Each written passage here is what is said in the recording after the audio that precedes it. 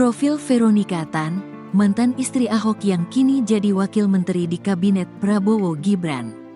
Profil Veronica Tan menjadi sorotan setelah ditunjuk menjadi Wakil Menteri Pemberdayaan Perempuan dan Perlindungan Anak (PPPA) oleh Presiden Republik Indonesia tahun 2024 sampai tahun 2029 Prabowo Subianto.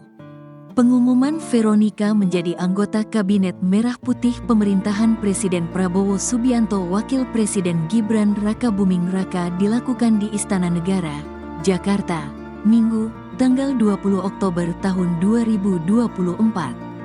Perempuan dengan nama marga asli Veronica Lim itu dilahirkan di Medan, Sumatera Utara, tanggal 4 Desember tahun 1977. Dia menikah dengan politikus mantan Gubernur DKI Jakarta Basuki Cahayapurnama, Ahok, pada tanggal 6 September tahun 1997 pada usia 19 tahun. Namun pernikahan tersebut kandas pada awal 2018. Dari pernikahan tersebut dikaruniai 3 anak yakni Nicholas Sean, 1998, Natania, 2001, dan Daud Albener, 2006. Saat ini Veronica berkecimpung sebagai wirausaha. Dia mempunyai bisnis jasa layanan rumah tangga Love Care.